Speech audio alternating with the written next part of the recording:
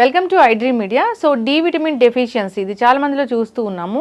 మరి vitamin D deficiency వస్తే ఎలాంటి లక్షణాలు కనిపిస్తాయి, న్యాచురల్ బేస్లో దీన్ని పొందడం ఎలాగా, వివరాలు తెలుసుకుందాం. ఈరోజు మనతో పాటు ఉన్నారు ప్రముఖ యోగా గురు యోగిని అరుణాదేవి గారు.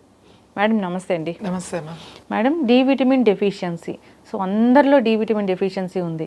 కరోనా తర్వాత మనకి అవేర్నెస్ వచ్చింది దీనికోసము. ఇక డి విటమిన్ నార్మల్గా over the counter of medicine వాడి ఇబ్బందులు పడుతున్న వాళ్ళని కూడా చూస్తున్నాం. అసలు న్యాచురల్ సోర్స్ ఏమున్నాయి డి విటమిన్ కోసము, ఎందుకు మనకి డెఫిషియన్సీ వస్తుంది, రాకుండా జాగ్రత్తలు? విటమిన్ డి అండ్ కాల్షియం ఈ రెండు కూడా ముఖ్యంగా సన్ నుంచే వస్తాయి. దాని తర్వాత ఫుడ్ నుంచి కూడా వస్తాయి. అసలు చాలా అంటే ఇప్పుడు అందరికీ తక్కువగానే ఉంది.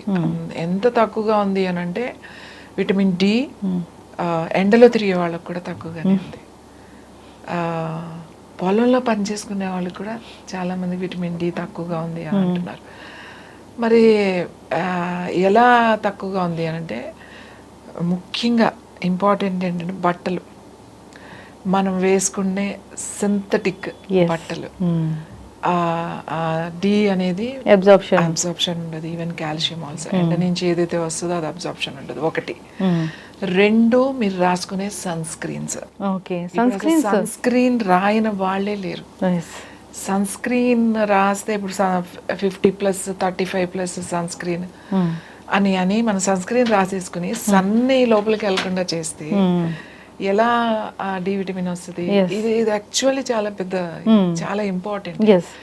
అసలు ఇంట్లో ఉన్నా కూడా ఇప్పుడు స్కిన్ డాక్టర్ ఏం చెప్తారు, మనకి డెర్మటాలజిస్ట్ ఏం చెప్తారు, మీరు ఇంట్లో ఉన్నా కూడా సన్ స్క్రీన్ రాసుకోవాల్సిందే, లేదంటే పిగ్మెంటేషన్ వస్తుంది, లేకపోతే స్కిన్ ప్యాచెస్ వస్తాయి. కొంతమంది బయటికి వెళ్తే అది వేరు. ఒకప్పుడు ఎలా ఉండేది అని అంటే స్పోర్ట్స్ ప్లేయర్స్, ఇప్పుడు టెన్నిస్ ప్లేయర్స్ లేకపోతే క్రికెట్ ప్లేయర్స్ మార్నింగ్ నుంచి ఈవినింగ్ వరకు ఆడుతూ, అంటే మొత్తం డే అంతా వాళ్ళు ఎండలో ఆడేవాళ్ళు. వాళ్ళ హై సన్ స్క్రీన్ అంటే 50+ ఉన్న సన్ స్క్రీన్ చూసే ఉంటారు. వైట్ స్కిన్స్ ఎక్కువ, వాళ్ళు తొందరగా ఇదవుతుంది కాబట్టి వాళ్ళు రాసుకునేవాళ్ళు. అలాగే బీచ్లోకి వెళ్ళినప్పుడు ఎక్కువసేపు మనం బీచ్లో ఉప్పు నీళ్ళలో, సముద్ర నీళ్ళలో ఇదైనప్పుడు వాళ్ళు కూడా సన్ స్క్రీన్ రాసుకునేవాళ్ళం. ఎందుకంటే మొత్తం ట్యాన్ అయిపోతుంది కాబట్టి. మీరు ఎంత రాసుకున్నా కూడా ట్యాన్ అవుతుంది. ఇంకొక విషయం గుర్తుపెట్టుకోవాల్సింది ఏంటంటేనే, మీకు ట్యాన్ అయితేనే కాల్షియం కానీ డి విటమిన్ కానీ వస్తుంది. ట్యాన్ అవ్వాలి స్కిన్. ఇది ఇప్పుడు ఏం చేస్తున్నాం, సన్ స్క్రీన్స్ రాసేస్తున్నాం. ఇంట్లో ఉన్న రాయండి అని ఎందుకు చెప్తున్నారు? ఇంట్లో కూడా ఇప్పుడు డిజిటల్ లైట్స్, ఇంట్లో కూడా ఇప్పుడు అన్ని ఎల్ఈడి లైట్స్ కదా. ఇప్పుడు అంతా ఇంటీరియర్ చూస్తే ఆ లైట్స్ చాలా ఎవరి ఇంటికి వెళ్ళినా అదేదో ఒక షూటింగ్ సెట్ లాగా ఉంటుంది. సో ఈ లైట్స్ లో ఉన్నారు కాబట్టి ఇప్పుడు డాక్టర్స్ ఇందులో తప్పేం లేదు, మీరు ఇంట్లో కూడా ఆ లైట్స్ లో ఉన్నారు కాబట్టి సన్ స్క్రీన్ రాయండి అని అంటున్నారు. ఇప్పుడు ఇవి హీట్ లైట్స్ అని ఉంటాయి. ఇప్పుడు మనం షూట్ చేస్తున్నప్పుడు ఆ ఫోకస్ లైట్స్ ఉంటాయి. ఆ లైట్స్లో ఉన్నప్పుడు కూడా సన్ స్క్రీన్ కంపల్సరీ రాయాలి. ఎందుకంటే అది ఆర్టిఫిషియల్ లైటింగ్ కాబట్టి మీకు పిగ్మెంటేషన్ ఇలాంటి ప్రాబ్లమ్స్ వస్తాయి. సన్ స్క్రీన్ అటు వేసేసేవాళ్ళు. ఇప్పుడు ప్రతి ఒక్కళ్ళు వాడండి అని ఎందుకు అంటున్నారంటే, ఆ ఇంట్లో ఉన్న లైట్స్, పర్టికులర్గా ఇప్పుడు సాఫ్ట్వేర్ వాళ్ళని తీసుకోండి, వాళ్ళు 24 hours అంటే వాళ్ళు డే అండ్ నైట్ లైట్లోనే ఉంటారు కదా. ఎందుకంటే ఏసీ రూమ్స్, వాళ్ళకి లైట్, అంత లైట్ ఎక్కడి నుంచి వస్తుంది? కంపల్సరీ వాళ్ళ వర్క్ ప్లేస్లో లైట్స్లోనే పనిచేయాల్సి ఉంటుంది. మరి వాళ్ళు కూడా సన్ స్క్రీన్ వాడాలి వాళ్ళు, ఎందుకంటే అది లైట్లో పనిచేస్తున్నారు. అది న్యాచురల్ లైట్ కాదు, అది ఎలక్ట్రిక్ లైట్స్లో పనిచేస్తున్నారు కాబట్టి. అందుకని అందరూ వాడండి అనేసరికి ఇంకా అందరూ, ఈ అవసరం లేని వాళ్ళు కూడా వాడేయడం మొదలుపెట్టాం మనం. ఇంకా అసలు సన్ స్క్రీన్ రాయకుండా బయటికి స్నానం చేశారు, ఫేస్ వాష్ వేసుకున్నారంటే ఫస్ట్ సన్ స్క్రీన్. ఎంత బ్లండ్ మిస్టేక్ చేస్తున్నాం అంటే మనం ఈ సన్ స్క్రీన్ రాసుకుని మనకి విటమిన్ డి అని, కాల్షియం లోపం, డి విటమిన్ లోపం ఉండడానికి ఇవన్నీ కారణం. ఏది, మనం వేసుకునే బట్టలు అబ్జార్బ్ చేయకపోవడం, అలాగే మన ఫుడ్ కూడా అలానే ఉంది.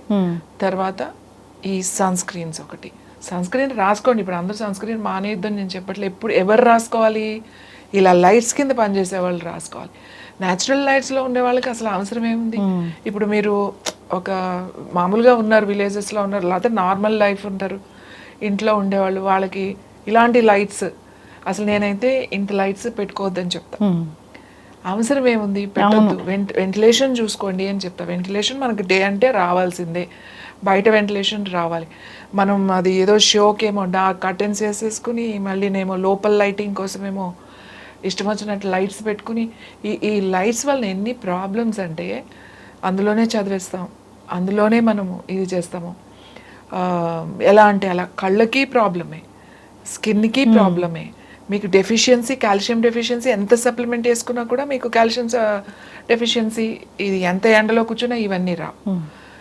మీకు ఇది రావాలి అని అంటే ప్రతిరోజు ఎవరికైతే విటమిన్ డి డెఫిషియన్సీ ఉందో, ఎవరికైతే కాల్షియం డెఫిషియన్ ఉందో, ప్రతిరోజు ఎండ పడనివ్వండి. మార్నింగ్ హ్యాపీగా 9-10 వరకు ఎండ ఏం పర్వాలేదు. వాళ్ళు ఈవినింగ్ ఏం ప్రాబ్లం లేదు, 4 తర్వాత ప్రాబ్లం లేదు. సన్సెట్ కొంచెం ట్యాన్ అవుతారు, ఏం పర్వాలేదు, కాస్త ట్యాన్ అయినా ఏం కాదు, మనకు ముందు డెఫిషియన్సీ తగ్గుతుంది. తర్వాత అక్కడ స్నానం చేసిన తర్వాత కాటన్ బట్టలు మాత్రమే వేసుకోండి. మీరు సింథటిక్ బట్టలు, టీ షర్ట్లు అవి వేసేసుకోకండి. అందులో ఊరికే జస్ట్ 20% ఉందండి నైలాన్, 20% ఉందండి, 10% ఉందండి పాలిస్టర్ అని చెప్తా ఉంటారు, లైక్రా ఇవన్నీ. హ్యాండ్లూమ్ అంతే. ఇప్పుడు మగవాళ్ళకైతే హ్యాపీగా ఏముంది, చక్కగా ఒక చిన్న షార్ట్ వేసేసుకుని వాళ్ళు కూర్చోవచ్చు. లేడీస్ కూడా నేను చెప్తాను, ఎవరికైనా డ్రెస్ వేసుకునే అలవాటు 4 స్లీవ్లెస్ వేసుకుని కాటన్ వేసుకోండి. చీరలు కట్టుకునే వాళ్ళకి కూడా కాటన్ది కట్టుకోండి. వైట్ది అయితే ఇంకా ఇంకా ఇంకా ఇంకా చాలా మంచిది. వైట్ది అయితే అబ్జార్ప్షన్, స్కిన్ అబ్జార్ప్షన్ బాగుంటుంది. పొద్దున్నే లేచి చక్కగా స్నానం చేసేసి కూర్చొని మీరు కూర్చుని ప్రాణాయామమో లేకపోతే ఏదో ఒకటి మీరు ప్రాక్టీస్ చేసుకోవచ్చు, లేదా కూర్చుని చదువుకోవడం ఏదో ఒకటి చేయండి. ఇంకా భక్తి ఉన్నవాళ్ళు ఆదిత్య హృదయం చదువుకోండి. చదవడం రాకపోతే పెట్టుకుని వినండి ఆదిత్య హృదయం చదివినా, మీరు అది చదువుకున్నా, మీరు విన్నా కూడా ఆ శబ్దము బాడీ ఆ సూర్యుడి నుంచి వచ్చే ఆ రేస్ చాలా తొందరగా అబ్జర్వ్ చేస్తాయి. ఇది ఒకటి. తర్వాత చెమట పట్టింది, ఇప్పుడు వరకు ఎండలో కూర్చున్నా అని వెంటనే వచ్చేసి స్నానం చేయకూడదు. కనీసం మీరు ఇలా కూర్చున్నప్పుడు ఇలా ఎండలో ఇలా వాకింగ్ చేసిన మన కాల్షియం ఇలా రావాలి అని అంటే, డి రావాలి అని అంటే 2 గంటల వరకు స్నానం చేయకూడదు. ఎందుకంటే మన ఆ సూర్యరశ్మి నుంచి వచ్చే ఆ రేస్ ఏవైతే ఉన్నాయో మన స్కిన్ మీద 2 గంటలు ఉంటుంది. ఆ స్కిన్ మీద ఉన్న రేస్ని అది మళ్ళీ మార్చుకోవాలి. ఆ లోపల మార్చుకునే ఆ ప్రాసెస్ 2 అవర్స్ ఉంటుంది. కాబట్టి 2 అవర్స్ వరకు స్నానం చేయకూడదు. అందుకే నేను ఏం చెప్తున్నా, ముందే స్నానం చేయండి, ఇంకా బాగా స్కిన్ మంచిగా అబ్జర్వ్ అవుతుంది. ఇంకా నాకు చాలా డెఫిషియన్సీ ఉందండి, నాకు తొందరగా కావాలి అని అనుకున్నారనుకోండి, చక్కగా కొబ్బరి నూనె ఉంటుంది కదా, కొబ్బరి నూనెలో కాస్త నిమ్మ చెక్క పిండుకుని చక్కగా మీకు ఓపుకుంటే చేతులకి, ఫేస్కి, నెక్కి, కాళ్ళకి రాసేసుకుని కూర్చున్నారనుకోండి, చాలా తొందరగా అబ్జర్వ్ చేస్తాయి రేస్ అన్నమాట. కొబ్బరి నూనె, నిమ్మరసం కూర్చుని తర్వాత 2 గంటల తర్వాత స్నానం చేసేయచ్చు. అంటే మీరు రాసుకోకపోయినా తొందరగా రావాలంటే అట్లా చేయండి అని చెప్తున్నా. ఫుడ్ మీకు మష్రూమ్స్, పుట్టగొడుగులు అంటారు, దాంట్లో విటమిన్ డి ఉంటుంది. అన్నిటికన్నా ఎక్కువ మనకి డి ఎక్కువ ఉన్నది దేంట్లో తెలుసా? జున్ను. చాలా మంది జున్ను ఉంటారు కదా, అంటే మళ్ళీ జున్ను అంటే ఇప్పుడు ఏ పౌడర్లు తయారు చేసిన అలాంటి జున్ను కాదు, మామూలుగా గేదెలు ఈనిన తర్వాత జున్ను వండుకుంటారు కదా, దాంట్లో చాలా మీకు మంచి విటమిన్ డి ఉంటుంది. ఇప్పుడు డైట్లు అని చెప్పి చాలామంది అది తింటే వెయిట్ పుట్ ఆన్ అవుతారని చెప్పి తినరు. దాంట్లో షుగరు, బెల్లం వేసుకుని తక్కువ వేసుకోండి, బెల్లం తక్కువ వేసుకుని ఆ అవకాశం, ఆ పాలు దొరికితే చక్కగా మీరు తినొచ్చు. అది స్వీట్ తక్కువ వేసుకుని కనుక తింటే విటమిన్ డి చాలా తొందరగా చాలా బాగా వస్తుంది అది జున్ను పాల నుంచి. అలాగే ఆకుకూరలో గ్రీన్స్ అన్నిటిలో కూడా విటమిన్ డి ఉంది. ఎగ్స్ ఉంటాయి. మన రోజు తినే దాంట్లో ముఖ్యంగా నట్స్లో కూడా విటమిన్ డి ఉంటుంది, వెజిటబుల్స్లో కూడా ఉంటుంది. కానీ అదంతా తక్కువ మోతాదులో ఉంటుంది. ఎక్కువ ఉన్నాయి బాగా ఏంటి అని అంటే మష్రూమ్, పుట్టగొడుగుల్లో ఎక్కువ ఉంటుంది, జున్నులో ఎక్కువ ఉంటుంది, ఆకుకూరల్లో ఎక్కువ ఉంటుంది. ఇంత తిన్నా కూడా మనకు అన్ని తింటున్నా కూడా డెఫిషియన్సీ ఏంటంటే ఏది చేసినా కూడా అక్కడ మీరు ఎండ నుంచి రావాల్సిందే. మీరు ఈ జాగ్రత్తలు కనుక తీసుకుంటే విటమిన్ డి అండ్ కాల్షియం ఈ 2 కూడా మనకి న్యాచురల్గా బాడీ తయారు చేసుకుంటుంది. మీరు ఎండలో కూర్చుంటే ఎండలో నుంచి విటమిన్ డి వచ్చేది, ఆ కిరణాలు మన శరీరంలోకి పడినప్పుడు మన స్కిన్లోంచి తయారవుతుంది. లోపలికి వెళ్ళిన తర్వాత దానికి కావాల్సిన విటమిన్ డి, దానికి కావాల్సిన కాల్షియం అది తయారు చేసుకుంటుంది. కాబట్టి అందరూ కూడా వెంటనే స్నానం చేయకూడదు. ఖచ్చితంగా ఎండలో కూర్చున్నారు అని అంటే ఎండలో అయితే 2 గంటల తర్వాత మాత్రమే స్నానం చేయాలి. ఎస్. ఫుడ్ మీరు ఈ ఆహారం ఏదైతే బాగా రోజు గ్రీన్స్, తర్వాత నట్స్ అన్నిటిలో కూడా కొంచెం కొంచెం ఉంటుంది. నట్స్ అన్నిటిలో కూడా తర్వాత ఈ జున్ను పాలల్లో ఉంటుంది, వెజిటబుల్స్లో ఉంటుంది. వెజిటబుల్స్లో తక్కువ మోతాదుల్లో ఉంటాయి అన్నమాట. ఇవన్నీ తీసుకోవడం మనం రెగ్యులర్ ఫుడ్ ఇవన్నీ తీసుకుంటాం. రెగ్యులర్ ఫుడ్ అందరం తీసుకుంటామండి. దీని గురించి ప్రత్యేకంగా జున్ను అంటే రోజు తినం. ఎప్పుడు అవి దొరికినప్పుడు ఖచ్చితంగా తింటాం.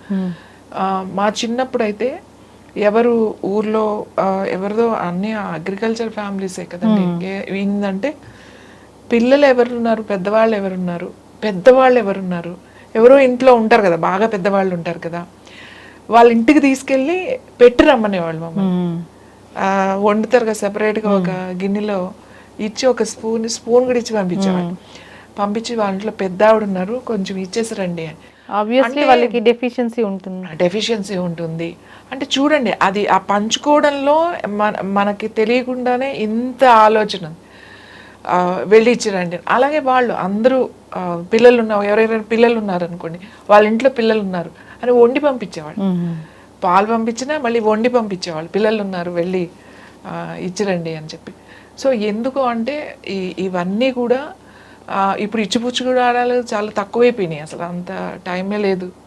అంత రెడీమేడ్ మీద ఆధారపడిపోయాం. అంటే అవకాశం లేని వాళ్ళు అనుకోవచ్చు, కానీ అవకాశం ఉన్న వాళ్ళు ఉన్నారు కదా, ఇలాంటివి మనం ఉపయోగించుకోవాలి. మన పెద్దవాళ్ళు ఎప్పుడు కూడా ముందు తరాల గురించి ఆలోచించారు. ఎందుకంటే వాళ్ళ పెద్దవాళ్ళని వాళ్ళు గౌరవించారు.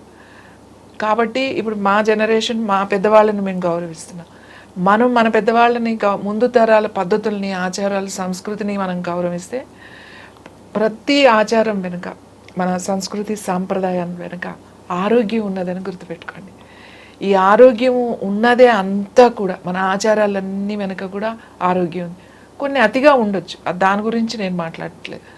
కాబట్టి వాటిని మనం గౌరవించి, మన పెద్దవాళ్ళని గౌరవిస్తే మన ముందు తరాల వాళ్ళకి మనం ఇచ్చిన వాళ్ళు అవుతాం. ఎస్, ఖచ్చితంగా మ్యామ్, చాలా చక్కగా చెప్పారు. నిజంగానే పెద్దలు ఏం చెప్పినా దాని వెనక ఖచ్చితంగా సైంటిఫిక్ రీజన్ ఉండనే ఉంటుంది. దాన్ని అనుసరించిన వాళ్ళు అందరూ ఆరోగ్యంగానే ఉన్నారు.